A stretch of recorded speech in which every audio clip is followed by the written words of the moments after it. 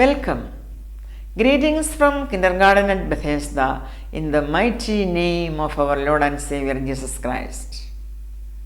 Dear sisters and brothers, ഒരു ചെറിയ രാജ്യമായ ഇസ്രായേലിനെ നഖശിഖാന്തം എതിർത്തുകൊണ്ട് ഭൂമിയിലെ ഒട്ടുമിക്ക രാജ്യങ്ങളെയും അതിനെതിരായി യുദ്ധത്തിന് ശത്രുവായ സാത്താൻ അണിനിരത്തിയതും ഇപ്പോഴും അണിനിരത്തിക്കൊണ്ടേയിരിക്കുന്നതുമാണ് കഴിഞ്ഞ കുറേ എപ്പിസോഡുകളിലായി നാം ചിന്തിച്ചുകൊണ്ടിരുന്നത്.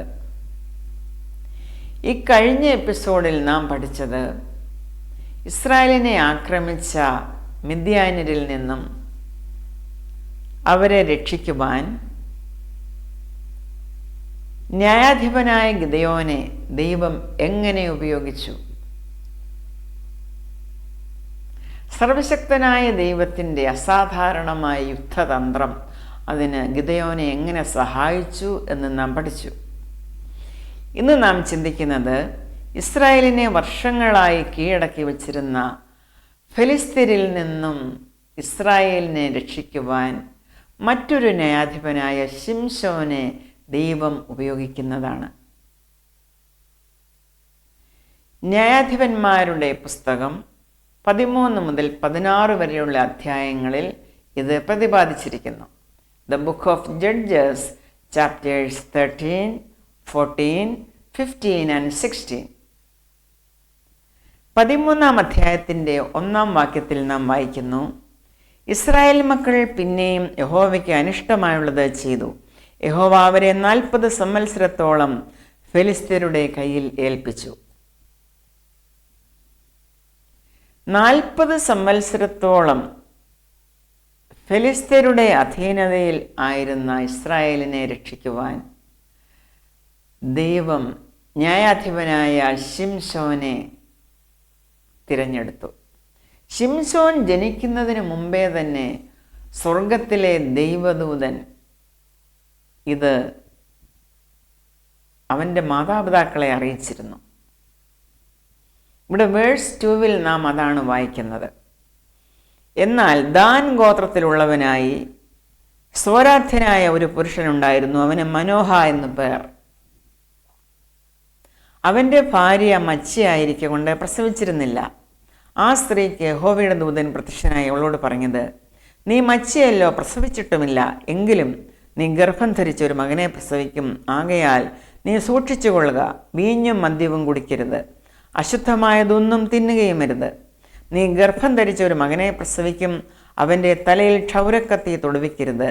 ബാലൻ ഗർഭം മുതൽ ദൈവത്തിന് നാസീറായിരിക്കും, അതായത് വ്രതസ്ഥനായിരിക്കും. അവൻ ഇസ്രായേലിനെ ഫെലിസ്ത്യരുടെ കയ്യിൽ നിന്ന് രക്ഷിപ്പാൻ തുടങ്ങും.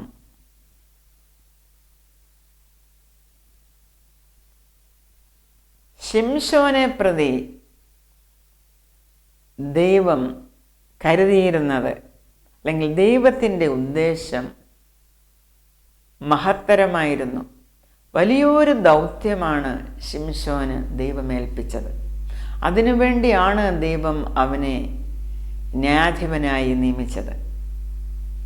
അവൻ്റെ ജനനം മുതൽ തന്നെ, അതിനു മുമ്പ് മുതൽ തന്നെ അതിനുള്ള ഒരുക്കം തൻ്റെ മാതാവിന് ദൂതൻ മുഖാന്തരം നൽകുകയുണ്ടായി. കാരണം ഈ മകൻ നാസീറായിരിക്കും, വ്രതസ്ഥനായിരിക്കും. ദൈവത്തിൻ്റെ ആത്മാവ് അവനിൽ വസിക്കും. അവൻ മഹാശക്തിമാനായിരിക്കും. ദൈവത്തിൻ്റെ ശക്തിയാണ് അവനിൽ കൂടെ വ്യാപരിക്കുന്നത്. പ്രിയ സഹോദരങ്ങളെ, നാം ഒന്ന് മനസ്സിലാക്കണം. ദൈവം ഒരുവനെ തൻ്റെ ഉദ്ദേശത്തിനായി മുന്നമേ കണ്ടാൽ, അല്ലെങ്കിൽ അവനെ അങ്ങനെ തിരഞ്ഞെടുത്താൽ, ദൈവത്തിൻ്റെ ഉദ്ദേശം അവനിൽ കൂടെ നടപ്പാകാതിരിക്കുവാൻ തക്കവണ്ണം ശത്രുവായ സാത്താൻ കിണഞ്ഞ് പരിശ്രമിക്കും. അതിനുവേണ്ടി ശത്രു ഏതറ്റം വരെയും പോകും. ശത്രുവിൻ്റെ ദൃഷ്ടി എപ്പോഴും ഈ വ്യക്തിയുടെ മേലായിരിക്കും. കാരണം ശത്രുവിനെ ഇഷ്ടമല്ല ദൈവത്തിൻ്റെ പദ്ധതികൾ നടപ്പാക്കപ്പെടുന്നത് ശത്രുവായ സാത്താന് ഇഷ്ടമല്ല. എങ്ങനെ അത് മുടക്കണം, അല്ലെങ്കിൽ അതിന് വിഘ്നം വരുത്തണം എന്നുള്ളതാണ് സാത്താൻ്റെ ലക്ഷ്യം. ഒരുവനെ ദൈവം ജനനം മുതൽ തന്നെ തിരഞ്ഞെടുത്താൽ തന്നെയും ദൈവത്തിൻ്റെ ദൗത്യം അവൻ നിറവേറ്റണമോ വേണ്ടായോ എന്ന് അവനാണ് നിശ്ചയിക്കുന്നത്. അതായത് അതവൻ്റെ ചോയ്സാണ്. ദൈവം അവനോട് പറഞ്ഞിരിക്കുന്നത് അല്ലെങ്കിൽ അവന് കൊടുത്തിരിക്കുന്ന ആ ദൗത്യം അവൻ ചെയ്യാതെ ഈ ലോകത്തിന് അനുരൂപമായി ജഡമോഹം, കൺമോഹം, ജീവനത്തിൻ്റെ പ്രതാപം ഇവയുടെ പുറകെ പോയാൽ ദൈവം അവനെ മുന്നമേ വിളിച്ചു എന്നതുകൊണ്ട് അവനത് ചെയ്യണമെന്നില്ല. അത് അവൻ്റെ ചോയ്സാണ്. ദൈവം നമ്മിൽ നിന്ന് ഉദ്ദേശിക്കുന്നത് നാം ദൈവത്തിൻ്റെ വാക്ക് കേട്ട് അനുസരിക്കുക എന്നുള്ളതാണ്. അതായിരിക്കണം നമ്മുടെ ചോയ്സ്. നാം ജഡമോഹത്തിൻ്റെയും കൺമോഹത്തിൻ്റെയും ജീവനത്തിൻ്റെ പ്രതാപത്തിൻ്റെ പുറകെയും പോകരുത്. പക്ഷേ ശിംശോന് സംഭവിച്ചത് മറിച്ചായിരുന്നു. എങ്ങനെയാണ് സാത്താൻ അവനെ പ്രലോഭിപ്പിച്ച് പല വഴികളിൽ കൊണ്ടുപോയത്? അതാണ് നാം ഈ വേദഭാഗത്ത് കാണുന്നത്. ഈ അധ്യായങ്ങളിൽ നാം അതാണ് വായിക്കുന്നത്.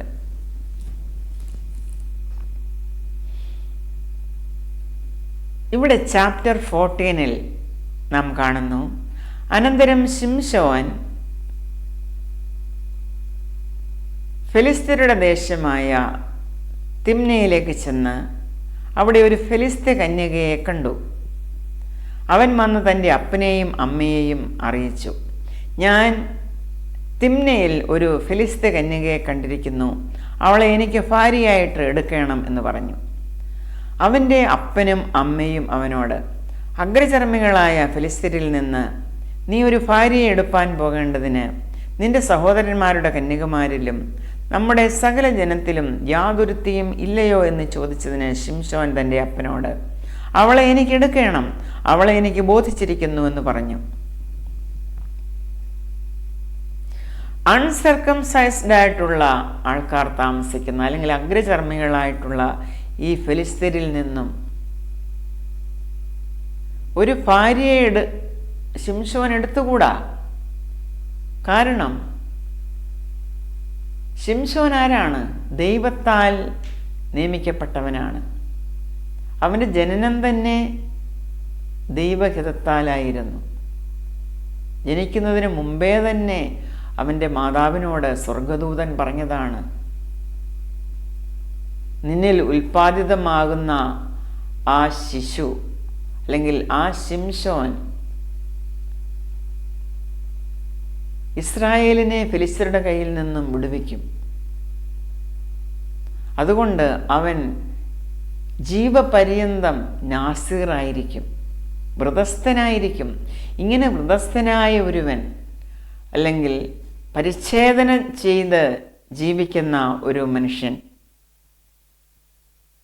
പരിച്ഛേദനയില്ലാതെ അഗ്രചർമ്മികളായ ഫെലിസ്ത്യരുടെ ഇടയിൽ നിന്നും ഒരു കന്യകയെ എടുത്തുകൂടാ. പക്ഷേ ശിംശോൻ അതിന് വഴിപ്പെടുന്നു. തനിക്ക് അവളെ ഭാര്യയായി എടുക്കണം എന്ന് തൻ്റെ മാതാപിതാക്കളോട് അവൻ പറയുകയാണ്. ഒടുവിൽ അങ്ങനെ ശിംശോനും അവൻ്റെ അപ്പനും അമ്മയും തിമ്നയിലേക്ക് പോയി. തിമ്നയ്ക്കരികെയുള്ള മുന്തിരിത്തോട്ടങ്ങളിൽ എത്തിയപ്പോൾ ഒരു ബാലസിംഹം അവൻ്റെ നേരെ അലറി വന്നു. അപ്പോൾ യഹോവയുടെ ആത്മാവ് അവൻ്റെ മേൽ വന്നു. കയ്യിൽ ഒന്നുമില്ലാതിരിക്കെ അവൻ അതിനെ ഒരു ആട്ടിൻകുട്ടിയെ പോലെ കീറിക്കളഞ്ഞു.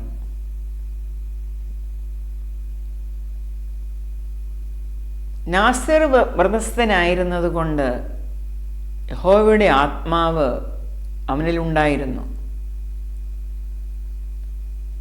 സിംഹം വന്നപ്പോൾ ഒരു ആട്ടിൻകുട്ടിയെ പോലെ ആ സിംഹത്തെ അവൻ കീറിക്കളഞ്ഞു എന്നാണ് നാം ഇവിടെ വായിച്ചത്.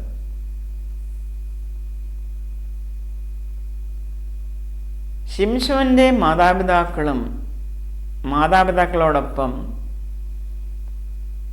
ശിംശോൻ ആ ഫിലിസ്ത്യ കന്യകയുടെ അടുത്ത് ചെന്നു. അവളെ അവന് ഭാര്യയായി എടുത്തു. ശിംശോൻ അവിടെ ഒരു വിരുന്ന് കഴിച്ചു. യൗവനക്കാർ അങ്ങനെ ചെയ്യുക പതിവായിരുന്നു. അവർ അവനെ കണ്ടപ്പോൾ അവനോടുകൂടെ ഇരിപ്പാൻ 30 തോഴന്മാരെ കൊണ്ടുവന്നു, അതായത് ഫെലിസ്ത്യ പുരുഷന്മാരെ കൊണ്ടുവന്നു. ശിംശോൻ അവരോട്, ഞാൻ നിങ്ങളോട് ഒരു കടം പറയാം.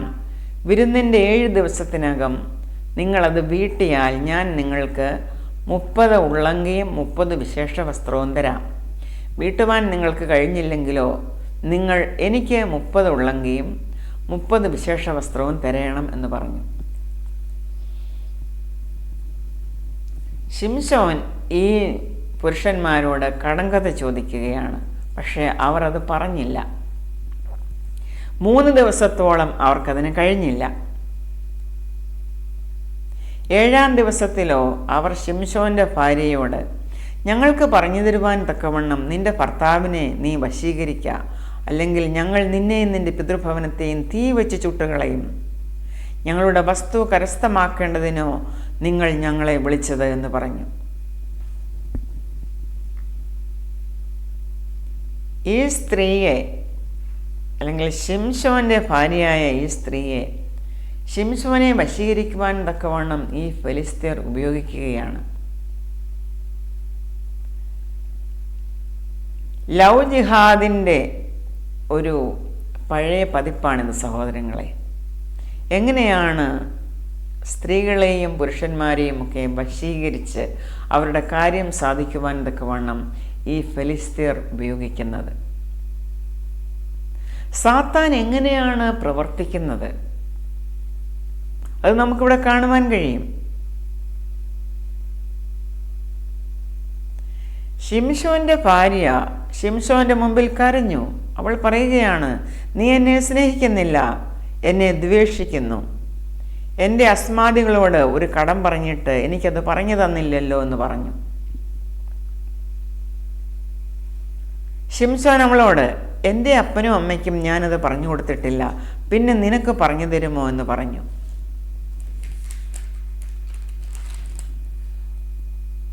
വിരുന്നിൻ്റെ 7 ദിവസവും അവൾ അവൻ്റെ മുമ്പിൽ കരഞ്ഞുകൊണ്ടിരുന്നു.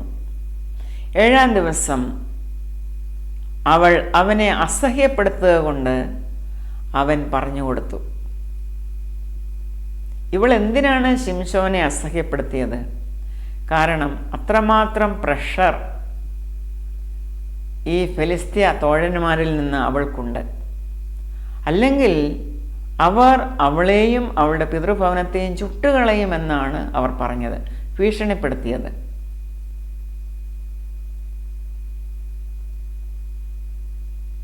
ഇങ്ങനെ ഭീഷണിയുടെ പുറത്തും അതുപോലെ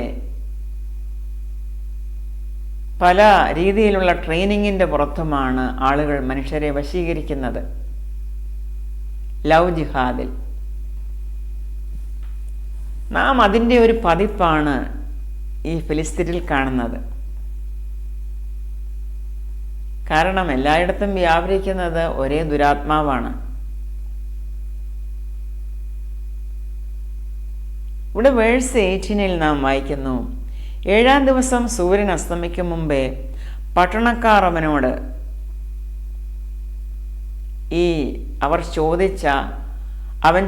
ശിംശോൻ ചോദിച്ച കടത്തിൻ്റെ ഉത്തരം പറഞ്ഞു.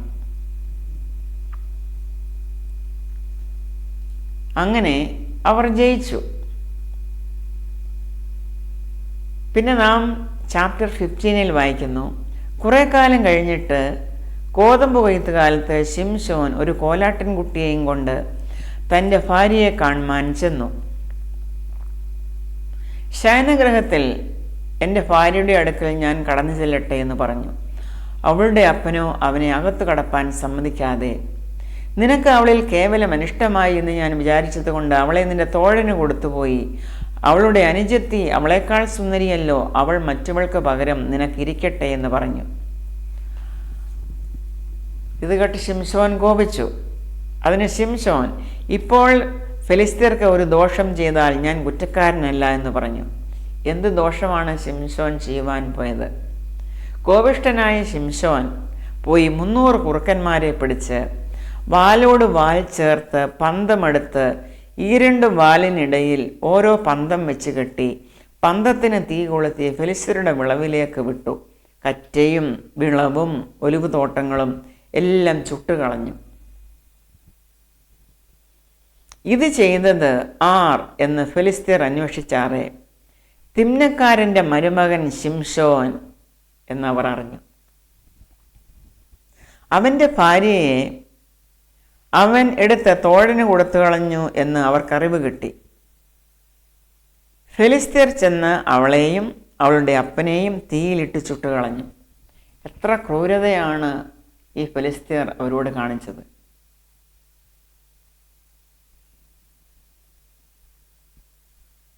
അപ്പോൾ ശിംശോൻ അവരോട്, നിങ്ങൾ ഈ വിധം ചെയ്യുന്നുവെങ്കിൽ ഞാൻ നിങ്ങളെ പ്രതികാരം ചെയ്യാതെ വിടുകയില്ല എന്ന് പറഞ്ഞു. വളരെ കഠിനമായി അടിച്ച് തുടയും നടുവും തകർത്ത് കളഞ്ഞു. പിന്നെ അവൻ ചെന്ന് ഏതാംപാറയുടെ ഗഹുരത്തിൽ പാർത്തു. എന്നാൽ ഫെലിസ്ത്യർ ചെന്ന് യഹൂദായിൽ പാളയമിറങ്ങി. നിങ്ങൾ ഞങ്ങളുടെ നേരെ വന്നിരിക്കുന്നത് എന്ത് എന്ന് യഹൂദ്യർ ചോദിച്ചു. അപ്പോൾ ഈ ഫെലിസ്ത്യർ പറയുകയാണ്, ശിംശോൻ ഞങ്ങളോട് ചെയ്തതുപോലെ ഞങ്ങൾ അവനോടും ചെയ്യേണ്ടതിന് അവനെ പിടിച്ചു കിട്ടുവാൻ വന്നിരിക്കുന്നു എന്ന് പറഞ്ഞു. അപ്പോൾ യഹൂദായിൽ നിന്ന് 3000 പേർ ഈ ശിംശോൻ പാർത്തിരുന്ന ആ ഗഹുരത്തിൽ ചെന്ന് പറഞ്ഞു, ഫെലിസ്ത്യർ നമ്മെ വാഴുന്നുവെന്ന് നീ അറിയുന്നില്ലയോ? നീ ഞങ്ങളോട് ഈ ചെയ്തത് എന്ത് എന്ന് ചോദിച്ചു. അപ്പോൾ ശിംശോൻ പറയുകയാണ്, അവർ എന്നോട് ചെയ്തതുപോലെ ഞാൻ അവരോടും ചെയ്തു എന്ന്.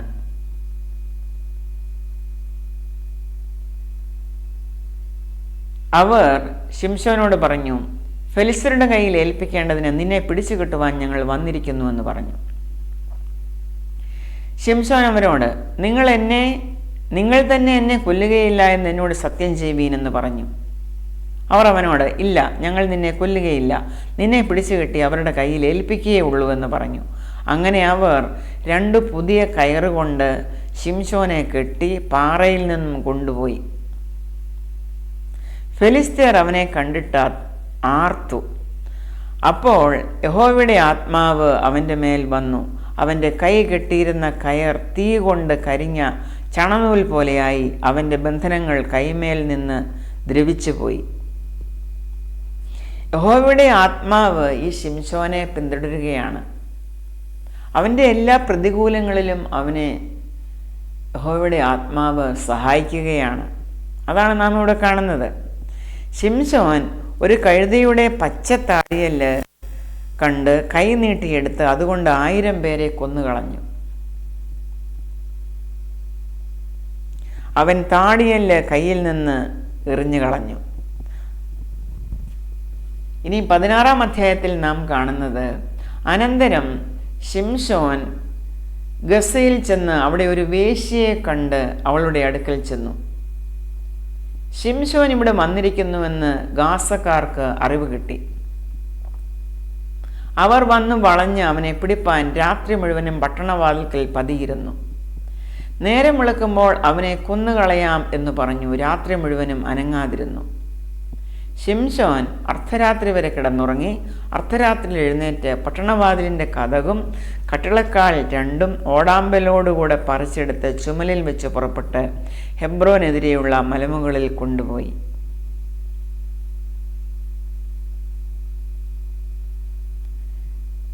പ്രിയ സഹോദരങ്ങളെ, ശിംശോൻ്റെ ഈ പോക്ക് നാം ശ്രദ്ധിക്കണം. ആദ്യം തിമ്നയിലെ ഫെലിസ്ത്യ കന്യകയുടെ കൂടെയായിരുന്നു അവൻ. അതിനുശേഷം ഇപ്പോഴിതാ ഗസയിൽ ഒരു വേശ്യയുടെ അടുത്ത് അവൻ പോയിരിക്കുന്നു. അവിടെ കിടന്നുറങ്ങി. ഒടുവിൽ ഫെലിസ്ത്യർ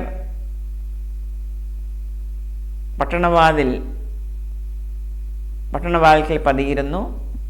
പക്ഷെ അവിടെ നിന്നും ഈ ശിംശോൻ അവരുടെ കയ്യിൽപ്പെടാതെ പട്ടണവാതിലിൻ്റെ കതകും കട്ടളക്കാൽ രണ്ടും ഓടാമ്പലോടുകൂടെ പറിച്ചെടുത്ത് ചുമലിൽ വെച്ച് അവിടുന്ന് പുറപ്പെട്ടു പോയി. അത്രയ്ക്ക് ബലമുണ്ട് ശിംശോന്. അതിൻ്റെ ശേഷം അവൻ സോരേക് താഴ്വരയിൽ ദലീല എന്നു പേരുള്ള ഒരു സ്ത്രീയെ സ്നേഹിച്ചു. ഇത് മൂന്നാമത്തെ സ്ത്രീയാണ്. ഫെലിസ്ത്യ പ്രഭുക്കന്മാർ അവളുടെ അടുക്കൽ വന്ന് അവളോട്, നീ ശിംശോനെ വശീകരിച്ച് അവൻ്റെ മഹാശക്തി ഏതിൽ എന്നും ഞങ്ങളവനെ പിടിച്ചുകെട്ടി ഒതുക്കേണ്ടതിന് എങ്ങനെ സാധിക്കുമെന്നും അറിഞ്ഞുകൊള്ളുക. ഞങ്ങൾ ഓരോരുത്തൻ 1100 വെള്ളിപ്പണം വീതം നിനക്ക് തരാമെന്ന് പറഞ്ഞു. അവളെ അവർ ബ്രൈബ് ചെയ്യുകയാണ്. 1100 വെള്ളിപ്പണം ഞങ്ങൾ ഓരോരുത്തരും നിനക്ക് തരാം. നീ എന്ത് ചെയ്യണം? ശിംശോൻ്റെ ശക്തി ഏതിലാണെന്ന് അവനോട് ചോദിച്ച് മനസ്സിലാക്കി ഞങ്ങളോട് പറയണം. അങ്ങനെ ദലീല ശിംശോനോട്, നിന്റെ മഹാശക്തി ഏതിലാകുന്നു? ഏതിനാൽ നിന്നെ ബന്ധിച്ച് ഒതുക്കാം? എനിക്ക് പറഞ്ഞു തരണം എന്ന് പറഞ്ഞു.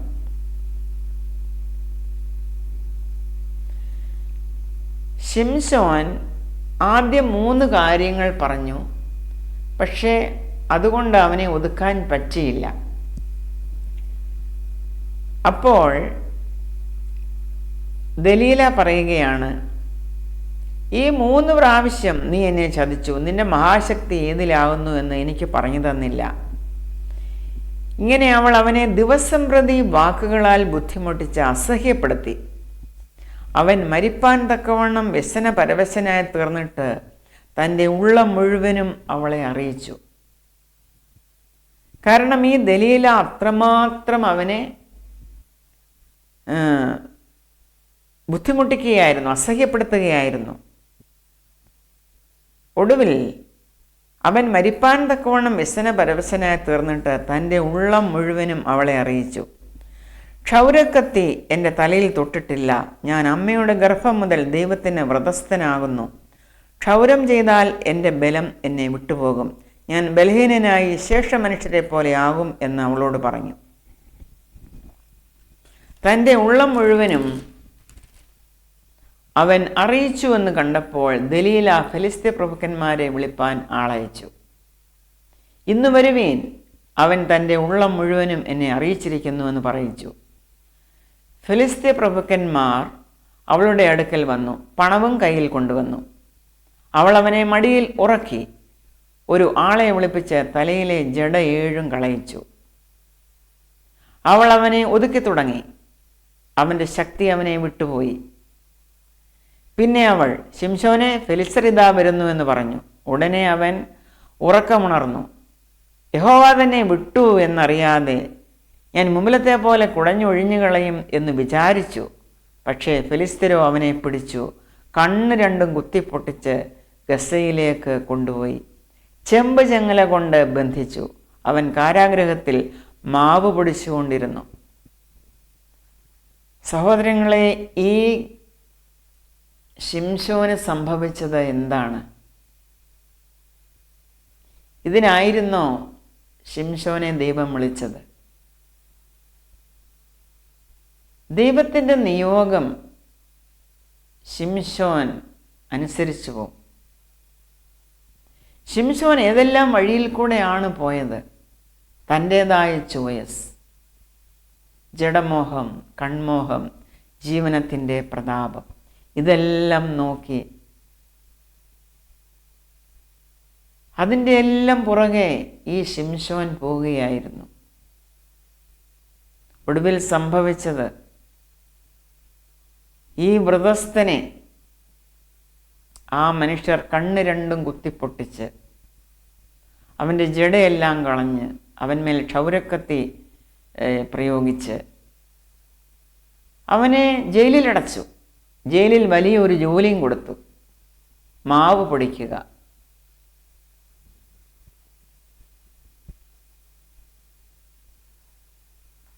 വേഴ്സ് 23 ഇപ്രകാരം പറയുന്നു: അനന്തരം ഫെലിസ്ത്യ പ്രഭുക്കന്മാർ നമ്മുടെ വൈരിയായ ശിംശോനെ നമ്മുടെ ദേവൻ നമ്മുടെ കയ്യിൽ ഏൽപ്പിച്ചിരിക്കുന്നു എന്ന് പറഞ്ഞ് തങ്ങളുടെ ദേവനായ ദാഗോന് ഒരു വലിയ ബലി കഴിപ്പാനും ഉത്സവം ഘോഷിപ്പാനും ഒരുമിച്ച് കൂടി. പുരുഷാരം അവനെ കണ്ടപ്പോൾ നമ്മുടെ ദേശം ശൂന്യമാക്കുകയും നമ്മിൽ അനേകരെ കൊല്ലുകയും ചെയ്ത നമ്മുടെ വൈരിയെ നമ്മുടെ ദേവൻ നമ്മുടെ കയ്യിൽ ഏൽപ്പിച്ചിരിക്കുന്നു എന്ന് പറഞ്ഞ് തങ്ങളുടെ ദേവനെ പുകഴ്ത്തി. അവർ ആനന്ദത്തിലായപ്പോൾ പറയുകയാണ്, നമ്മുടെ മുമ്പിൽ കളിപ്പാൻ ശിംശോനെ കൊണ്ടുവരുവീൻ.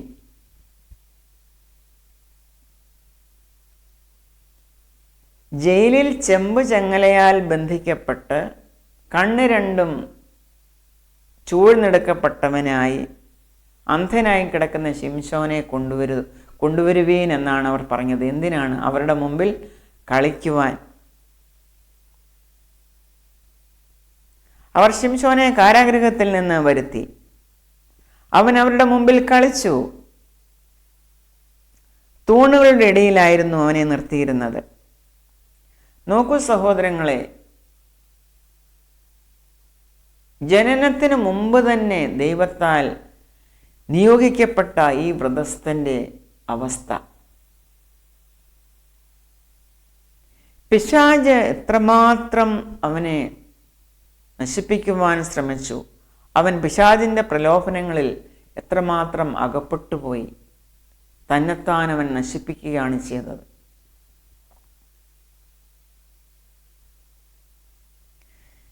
ശിംശോൻ തന്നെ കൈക്ക് പിടിച്ച ബാല്യക്കാരനോട്, ക്ഷേത്രം നിൽക്കുന്ന തൂണ് ചാരിയിരിക്കേണ്ടതിന് ഞാൻ അവയെ തപ്പി നോക്കട്ടെ എന്ന് പറഞ്ഞു. എന്നാൽ ക്ഷേത്രത്തിൽ പുരുഷന്മാരും സ്ത്രീകളും നിറഞ്ഞിരുന്നു. സകല ഫെലിസ്ത്യ പ്രഭുക്കന്മാരും അവിടെ ഉണ്ടായിരുന്നു. ശിംശോൻ കളിക്കുന്നത് കണ്ടുകൊണ്ടിരുന്ന പുരുഷന്മാരും സ്ത്രീകളുമായി ഏകദേശം 3000 പേർ മാളികയിൽ ഉണ്ടായിരുന്നു. എല്ലാവരും അവിടെ കൂടിയിരിക്കുകയാണ്.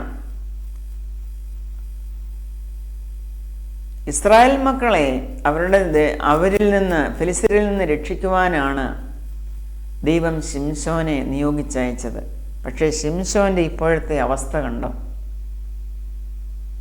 അവൻ്റെ കളി കാണുവാൻ എല്ലാവരും അവരുടെ ക്ഷേത്രമായ ദാഗോന്റെ ക്ഷേത്രത്തിൽ ഒരുമിച്ച് കൂടിയിരിക്കുകയാണ്. പുരുഷന്മാരും സ്ത്രീകളും ഫെലിസ്ത്യ പ്രഭുക്കന്മാരുമെല്ലാം 3000-ൽ പരം ആൾക്കാർ.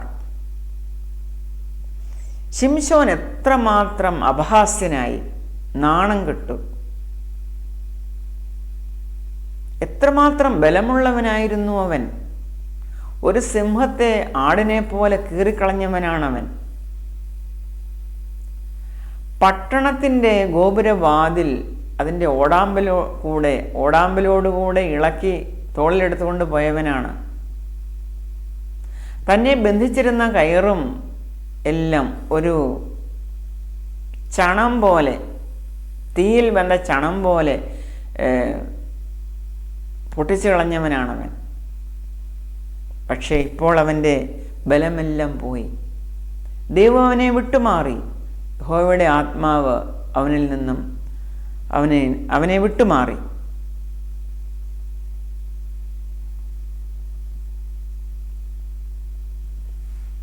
ഇങ്ങനെ അപഹാസ്യനായി തീർന്ന ഈ ശിംശോൻ ഒടുവിൽ യഹോവയോട് പ്രാർത്ഥിക്കുകയാണ്, കർത്താവായ യഹോവേ, എന്നെ ഓർക്കണമേ. ദൈവമേ, ഞാൻ എൻ്റെ 2 കണ്ണിനും വേണ്ടി ഫെലിസ്ത്യരോട് പ്രതികാരം ചെയ്യേണ്ടതിന് ഈ ഒരു പ്രാവശ്യം മാത്രം എനിക്ക് ശക്തി നൽകണമേ എന്ന് പറഞ്ഞു പ്രാർത്ഥിച്ചു.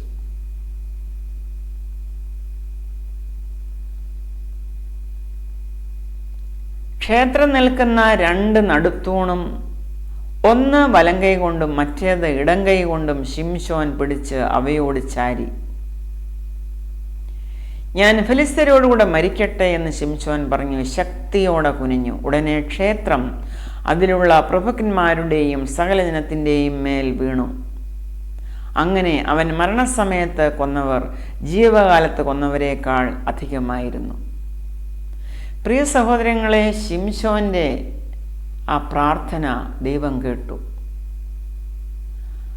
അവനിൽ നിന്നും മാറിപ്പോയ ദൈവത്തിൻ്റെ ആത്മാവ് അവൻ്റെ പ്രാർത്ഥന കേട്ടപ്പോൾ ദൈവം അവന് തിരികെ കൊടുത്തു. അവൻ ശക്തനായി തീർന്നു. അവൻ ശക്തനായി അന്ധനായ ആ ശിംശോൻ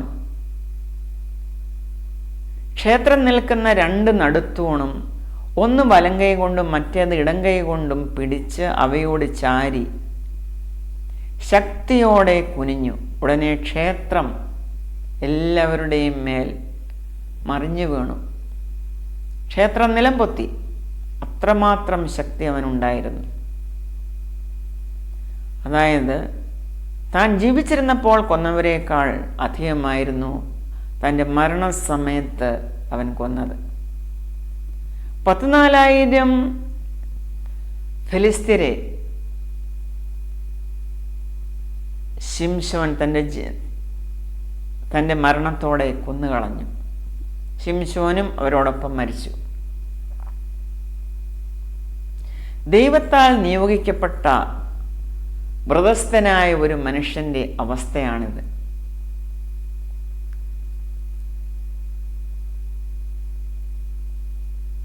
ദൈവം ഒരു നിയോഗം നമ്മെ ഏൽപ്പിക്കുമ്പോൾ ആ നിയോഗത്തിനനുസരിച്ച് നമ്മുടെ തീരുമാനങ്ങൾ ആ രീതിയിൽ ആ നിയോഗത്തിനനുസരിച്ച് നാം നിറവേറ്റണം. നാം ദൈവത്തെ അനുസരിക്കണം. പിശാചിൻ്റെ പ്രലോഭനങ്ങളിൽ നാം വീണുകൂടാ. എന്താണ് ദൈവം നമ്മോട് പറഞ്ഞത് അത് ചെയ്യുവാനാണ് നാം നമ്മെ തന്നെ ഏൽപ്പിക്കേണ്ടത്. അല്ലാതെ നമ്മുടെ ജഡമോഹത്തിനും നമ്മുടെ കൺമോഹത്തിനും ഒക്കെയും അതിൻ്റെ എല്ലാം പുറകെ പോയി പിശാചിൻ്റെ പ്രലോഭനങ്ങൾക്ക് വഴിപ്പെട്ട് നാം നമ്മെ തന്നെ നശിപ്പിക്കുവാനിടയാകരുത്. ഇതുപോലെയുള്ള അപഹാസ്യമായ അവസ്ഥ, നാണം കെട്ട അവസ്ഥ വരുവാൻ നമുക്കിടയാകരുത്. പ്രിയ സഹോദരങ്ങളെ, ശിംശോൻ ദൈവത്താൽ തിരഞ്ഞെടുക്കപ്പെട്ട ന്യായാധിപനായിരുന്നുവെങ്കിലും അവന് ബലമുണ്ടായിരുന്നുവെങ്കിലും ഒടുവിൽ അവൻ്റെ തന്നെ ആ ചോയ്സ് മൂലം അവൻ തന്നെ സാത്താൻ്റെ പ്രലോഭനങ്ങളിൽ അകപ്പെട്ട് ആവക കാര്യങ്ങൾ തിരഞ്ഞെടുക്കുവാൻ തക്കവണ്ണം തന്നെ തന്നെ ഏൽപ്പിച്ചു കൊടുത്തത് കൊണ്ട് അവൻ അപഹാസ്യനായി മാറി. അവൻ്റെ ബലം പോയി. പക്ഷേ അവസാനത്തെ അവൻ്റെ പ്രാർത്ഥന ദൈവം കേട്ടു. ആ പ്രാർത്ഥനയിൽ അവൻ പ്രാർത്ഥിച്ചു പറഞ്ഞത് ഇതാണ്: ദൈവമേ, ഞാൻ എൻ്റെ 2 കണ്ണുകൾക്കും വേണ്ടി ഫെലിസ്ത്യരോട് പ്രതികാരം ചെയ്യേണ്ടതിന് ഈ ഒരു പ്രാവശ്യം മാത്രം എനിക്ക് ശക്തി നൽകണമേ. അതാണ് അവൻ പ്രാർത്ഥിച്ചത്. ദൈവം എത്രമാത്രം മനസ്സലിവുള്ള പിതാവായതുകൊണ്ടാണ് സഹോദരങ്ങളെ ആ പ്രാർത്ഥന ദൈവം കേട്ടത്. ഒടുവിൽ അത്രയും ഫെലിസ്ത്യരെ അവൻ്റെ മരണസമയത്ത് കൊല്ലുവാൻ തക്കവണ്ണം ഇടയായിത്തീർന്നു. നാം അടുത്ത എപ്പിസോഡിൽ പഠിക്കും എങ്ങനെയാണ് ദാവീദ് ഫെലിസ്ത്യരുമായിട്ടുള്ള യുദ്ധത്തിൽ ഇസ്രായേലിനെ രക്ഷിച്ചത് എന്ന്. Till then, may the grace of our Lord Jesus Christ be with you. I bless you in Jesus' name. Amen.